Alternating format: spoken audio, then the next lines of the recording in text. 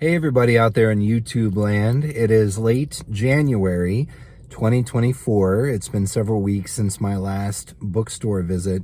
It's been several months since my last visit to this bookstore in particular. So I'm excited to go in and check things out and see what treasures and wonders may await.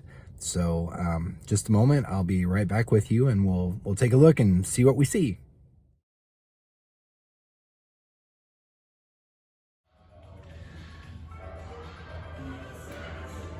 Some cool stuff in the front glass case. A couple of signed Outlander books. Pretty neat. No Stephen King, no Joe Hill. This is paperback of Orph, which I've never heard of, but I dig that front cover artwork, so I'm gonna need to do a little bit more digging.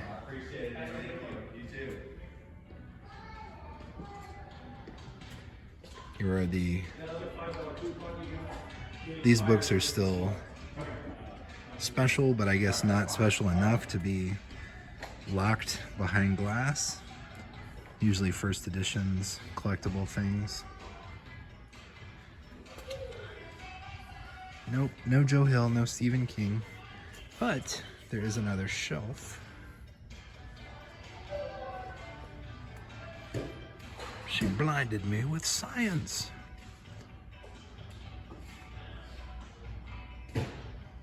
Anyway, whoa, and another locking glass case. This is like the day for Gabaldon Outlander.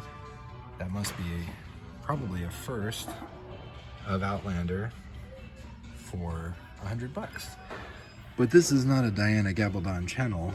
This is a Stephen King channel. That's all this fun stuff. Random stuff that they have. I always enjoy looking at the variety. Sometimes you'll find Stephen King in these like antiquarian books, usually nothing particularly rare or valuable, but nope, nothing there today.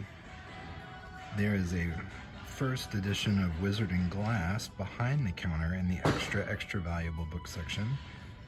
It's not easy to get a picture of because it's got mylar, so it's reflecting the light, but they're asking $200 for it, which I don't know, might be a fair price if it's in really nice shape, but it's not a very competitive price. It's just hard to tell with half-price books sometimes, but that is the sole Stephen King item behind the counter. So we'll see. We might go find something more valuable in the regular stacks for less money. You never know. You never know with half-price books.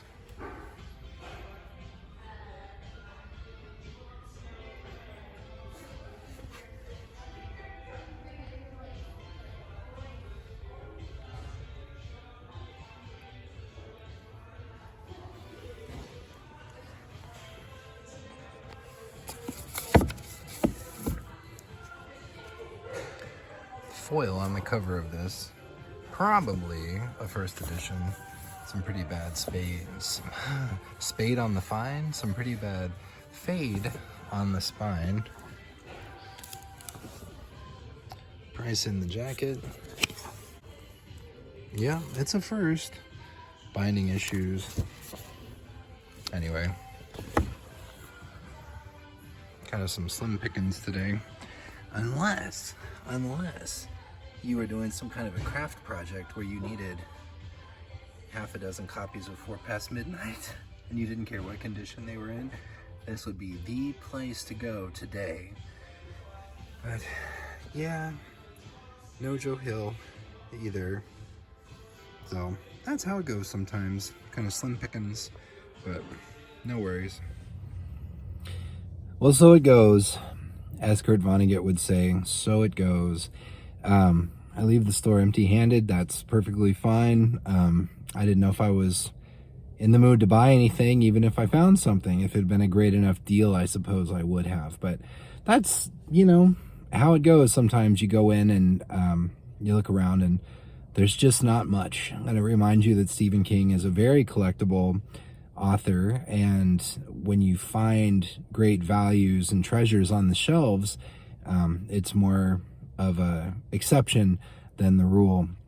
I did get a slightly closer look at that Wizard in Glass that was up behind the counter, behind the register in the extra exciting books area, and I could see that there was fading on the spine. I thought about asking the guy if I could, or if he could take it down so I could look at it and record what I was seeing, but I felt like it was overpriced for what it was, so I decided it wouldn't be a good idea to say to the guy, hey, I have a YouTube channel about Stephen King stuff, so could you let me look through that book and kind of say mean things about how highly you have it priced. So I just looked at it from afar. I wasn't going to buy it regardless. Wizard in Glass, I found, I had a coupon a few years back, maybe just 2 years ago or so, and I found a really, really nice Wizard in Glass for, I think, $125-ish, and I had a coupon that got me some money off that, but I felt like that was a great deal for that book in great condition. And this one that seemed to have some condition issues, just from what I could see, for $200, I felt like was overpriced. It may, like I said, it may have been a fair price. It may have been just on the edge of the ballpark of fair, but it certainly wasn't a competitive price. It wasn't a price that really got me excited. Anyway, it is always cool to find something neat Stephen King, even if it's, you know, locked away or behind a desk and you have to ask for permission to look at it. Even if you don't get it, it's cool to know that it's there. And that's what keeps me coming back, because you just never know day over day. I'm going to drive away from this place, and as I was leaving, I saw someone wheeling in a big cart of stuff that they were hoping to sell to the bookstore. God knows what's in there. They could be, that whole collection could be Stephen King first editions, and half-price books could be like, well, I don't know what I've got here, so what is this, first edition Salem slot? Oh, probably $25, you know, because it's Stephen King and it's a first edition. You just never know. So that, just that thrill of the chase is what keeps me coming back. But anyway, I'm officially rambling now, so I will end this video. I appreciate your time. I appreciate your support, and I hope you have a great rest of your day wherever you are. Until next time, talk to you later. Bye.